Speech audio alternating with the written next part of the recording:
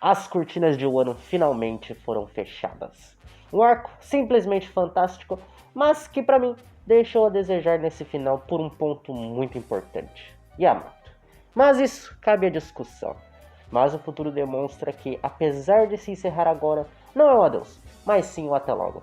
E neste momento é hora de focar em novas aventuras. Oi, nerds, tudo certo com vocês? Eu espero que sim. Aqui quem fala é o Matheus e sejam bem-vindos a mais um vídeo aqui no Nerd de Palha. E hoje com o polêmico capítulo 1057 de One Piece. Deixou, infelizmente, o gostinho amargo com o sentimento de que faltou alguma coisa. Mas bom, antes de discutirmos tudo isso, já deixa o seu like, se inscreve, ativa o sininho para receber notificação para quando tiver vídeo novo e compartilha esse vídeo com aquele seu amigo que achou estranho também e não curtiu o fim do arco de Wano aqui. Mas bom, galera, sem mais enrolação, bora lá.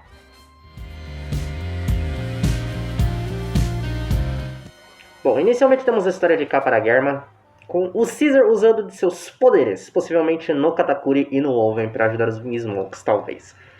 Mas fica incógnito de quem ele usa os poderes dele. Então temos que segurar um pouquinho para ver o que vai se desenrolar nessa história da guerra. Mas bom, o capítulo se inicia com uma história sendo contada no país de Wano. Meio que uma peça, uns poemas sobre os acontecimentos que levaram até a conclusão da guerra e a queda de Kaido. Mais uma referência ao teatro kabuki, né? Na verdade, um teatro kabuki em si, pode-se dizer. E tudo é contado na forma de cântico, por aquele novo professor da escola das crianças de Wano. Porém, logo em seguida temos a primeira polêmica do capítulo. Yamato já vem com um soco no nosso estômago dizendo que não vai pro mar junto com o Luffy. Que ele já conversou com ele e os outros. E a reação do Kinemon junto com o Momo é a mesma que a gente, né? Tá tendo exatamente agora. Mas caramba, você não tinha decidido que iria sair pro bar com o Luffy? Yamato disse que, assim como Oden, ele deve conhecer primeiro o país de Wano antes de ir em viagem para o mar. E o Momonosuke pensa que o Luffy e os outros devem ter o desprezado, porque se tiveram tanto tempo para conversar tudo isso com o Yamato, por que não se despedir dele? Ele então começa a se recordar dos momentos que ele e o Luffy tiveram desde Punk Hazard até os momentos dentro de Wano com a guerra em Onigashima. E cara, vamos lá, né? Sendo bem sincero, a minha sensação e opinião é de extrema frustração e decepção com esse desfecho de Yamato. Porque toda a construção que ele estava possuindo até agora, levando a crer que ele iria fazer parte do bando. Capítulos atrás ele estava conversando com todo mundo, falando que iria seguir viagem com eles, teve cena junto com os outros e agora deu para trás na decisão com a desculpa de que assim como Oden ele precisa conhecer o Wano. Claro, vale dizer que após ele lutar na guerra, o Luffy libertar ele das algemas que prendiam ele dentro do país, tanto fisicamente quanto emocionalmente, ele pode livremente escolher o que quer fazer, né? Se ele não quer ir, tudo bem. Agora, ele sendo livre, ele vê em um país de Wano, da qual ele não pôde conhecer, né? Que ainda estava sob a tirania do pai dele. E agora ele pode viajar pelo país expandindo um pouco mais a sua visão sobre o povo de Wano em si. Tudo bem, isso daí não é um problema. O problema é ele fazer essa decisão, ter decidido isso nos 45 do segundo tempo. E não ser um pouco mais desenvolvida essa parte. Mais um ou dois capítulos resolveria isso fácil. Ele tendo esse dilema de querer viver no mar, expandir seus horizontes e tendo mais aventuras com o Luffy, mas ao mesmo tempo querendo se manter no país e conhecer essa nova Wano que não está sob a tirania do Kaido. E em um ou dois capítulos você desenvolve tranquilo tudo isso. E outra coisa, no fim das contas, se não era pra ele entrar no bando 100% naquele momento, não cria essas expectativas na gente, né? Apesar de existir um fio de esperança dele entrar com a promessa da volta em um ano, ainda assim é muito broxante. O Jinbe, no início, ele recebeu a proposta para entrar no bando, mas ele mesmo disse que precisava resolver outras questões junto com a Big Mom lá, que a gente viu até em Holy Cake. O motivo dele não ir naquele momento foi desenvolvido, e agora o Jinbe é oficialmente parte do bando. Agora o Yamato, o motivo dele ficar é muito raso, né, cara? E quase que sem sentido. Parece que ele perdeu uma oportunidade, e sabe-se lá quando o Luffy vai voltar. Pode durar 2 anos, pode durar 3 anos, pode ser quase no final da obra. O esquema do Yamato pode ser o mesmo do Jinbe. Lá na frente ele aparece para ficar. Mas daí ficou. Por que não agora? Nesse momento. Foi um bata-banho de água fria, né? Isso sim. Lógico que não nos foi prometido nada. Mas parece que tava tudo certo para acontecer. Parece até que alguém de última hora chegou pro Oda e falou: Ei, não bota ele aí não. Vamos surpreender todo mundo deixando ele em um ano. Pois é, surpreendeu pra pior, né? Porque não fiquei feliz com essa decisão, não. E olha que é difícil me deixar decepcionado com alguma decisão criativa a respeito de filme, série, essas coisas. Eu sou 100%, na maioria das vezes, eu sou uma pessoa super aberta. Não é 100% das vezes que alguma decisão vai ser vista com bons olhos por mim. Eu achei péssima essa decisão.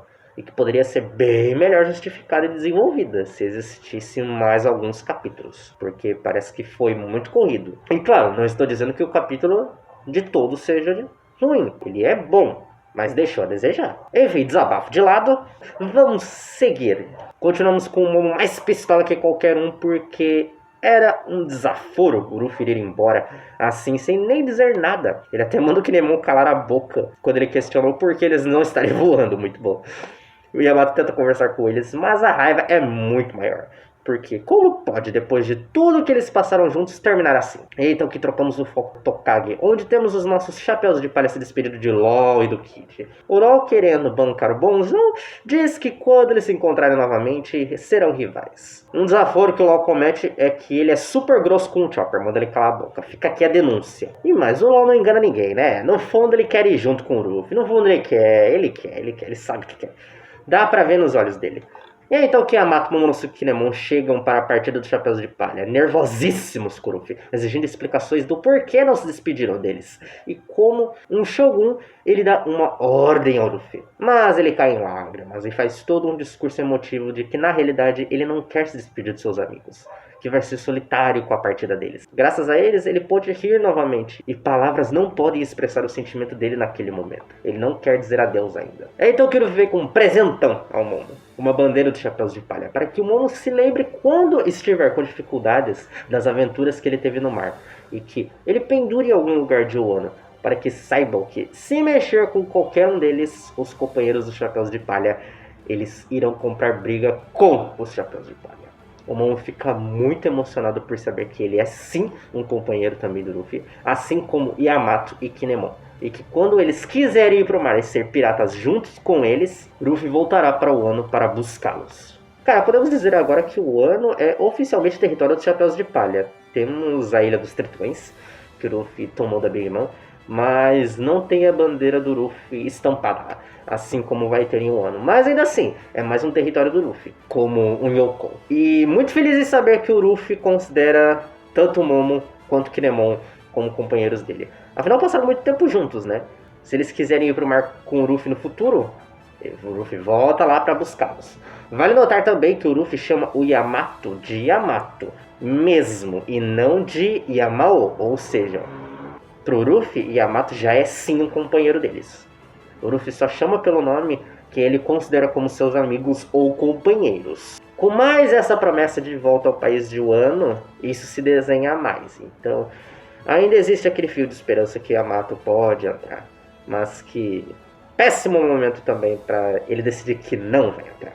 E durante a partida, Momonosuke diz que vai superar Oden. Kinemon responde que está ansioso para isso. E depois dessa despedida bonita, Nami diz que eles deveriam ir para o porto de Hakumai. Afinal, lá tem um elevador que irá levá-los para fora do país de forma mais segura. O Kid, se achando demais, diz que ir pelo lado mais seguro é para os perdedores, o que deixou o Luffy e o Lau queimando de raiva. E aqui a gente vê que todos os três dividem o mesmo neurônio. Vou te contar, hein? Pelo amor de Deus. O Luffy pega a direção do Jinbe e os três se dirigem para a cachoeira, pulando que nem uns loucos. E acho que os três perceberam que talvez não tenha sido uma das melhores ideias pela cara que eles fizeram. O conto a respeito da guerra para libertar o Wano continua, com um novo evento que foi adicionado depois que Deijiro salvou Hiyori, que não havíamos visto até então. Orochi amaldiçoa o Wano, dizendo que o rancor da sua família irá permanecer nas terras de Wano, geração após geração. Mas Hiyori não se abala. Pega o seu leque com o emblema da sua família e brada que quanto mais queimado, melhor o Kurozumi fica. E com o seu leque, o golpe final em Orochi é desferido. E aqui temos uma parte que deixou uma parcela da galera decepcionada, que é a que vai da interpretação de cada um também. Eu de início não achei ruim, mas achei estranho de primeira. E após reler mais algumas vezes eu percebi que na verdade é bem interessante. Porque independente do que essa fala da Hiyori seja, sendo uma fala que ela própria tenha dito ou não, porque estamos falando de uma peça, ela pode estar sendo exagerada também. Eu acho mesmo assim mega interessante pelas duas interpretações que eu cheguei com ela. Uma é que a frase é dita diretamente e feita diretamente para o Orochi, porque a Hiyori em si teve uma forte ligação pela tirania dele. Ela estava ao lado dele boa parte desses 20 anos e ela foi quem se abalou mais com tudo que aconteceu. Ela viveu os 20 anos, né? Não só ela, mas como o povo também. E outra que ela não se abalou, mesmo depois dele amaldiçoá-la. E é bem impactante, até catártico para ela, principalmente, tudo isso, todo esse desenvolver. Ainda tem esse jogo de palavras, porque o Orochi significa carvão, mas que, na minha primeira interpretação, é totalmente direcionada ao próprio Orochi, a quem realmente deve ter o foco dessa cena. E a outra interpretação que eu tive, que é o que eu acho que talvez as outras pessoas também tiveram, é o foco de todo Kurozumi, quanto mais queimado melhor fica, ser focado para todo o clã. E sendo sincero, terminar assim, com essa frase tendo um tom mais cinzento, mostrando que talvez o Wano retorne esse ciclo de perseguição, é uma visão bem realista, para dizer a verdade. Porque nada é preto no branco. A gente não vai ter sempre um final feliz, 100% feliz na maioria das vezes. Isso mostra que os personagens são bem mais vivos do que parecem. Que eles têm suas falhas, e o que deixa a obra muito mais rica. Se lembrarmos bem, One Piece, apesar das histórias terem um tom mais leve na maior parte, falar sobre sonhos, amizade, é uma obra sobre piratas. O Luffy não se considera um herói, o Kid já fez coisas pra lá de duvidosas, Lucky Ru já matou um cara no primeiro capítulo, então é tudo muito mais neutro, certo e errado vai da perspectiva de cada um. E lá na frente, quem sabe possa ter um retorno a esse assunto que vimos nesse capítulo, que gere mais desenvolvimento. Isso seria muito bom também. Apesar de eu achar que a frase tem mais a ver com a fala ser direcionada para o próprio Orochi. No fim de tudo, eu gostei sim dessa parte. E no final do capítulo nós temos uma fotinha com todos os bainhas, Momo e Yamato juntos, e com o Momo pensando onde pendurar a bandeira, com o narrador dizendo que isso é a conclusão do conto de hoje, e que uma pausa deve ser considerada, e que até nos encontrarmos novamente, isso é um adeus. E as cortinas finais do ato 3 se fecham, declarando o fim do arco de Wano. Eu não diria um adeus, mas sim um até logo, porque a sensação que fica é: está faltando alguma coisa. Talvez o retorno de Wano traga algumas respostas mais claras, como, por exemplo, isso que eu falei a respeito da Hiyori e o povo de Wano, e que pode ser algo a ser desenvolvido no futuro. Afinal, o próprio narrador diz que, uma pausa, volta a dizer, não foi o capítulo de todo ruim. Foi muito legal a parte do Momo, principalmente a relação toda dele com o Luffy. Mas esse capítulo ainda teria se beneficiado se existisse mais alguns capítulos para desenvolver melhor esse finalzinho. Além de que certos assuntos não foram respondidos, que parece que tiveram oportunidades perdidas, como o Zoro e Ryuma, a família do Zoro, o que mais aconteceu com a Mama e o Kaido e os filhos dela, e mais uma porrada de coisa. Mas tudo isso cabe à discussão. E eu deixo para vocês, meus amigos, o que vocês acharam desse capítulo e desse encerramento do arco de Wano. Concordam com meus pitacos sobre o Yamato, o povo de Wano, a Hiyori, e quais as suas interpretações sobre tudo isso que eu falei, porque eu quero ver a visão de outras pessoas sobre isso. Então, se puderem deixar aí para eu saber, vou ficar muito feliz. No mais, pessoal, vou ficando por aqui. Um beijo para vocês, abraço, se cuidem e até a próxima.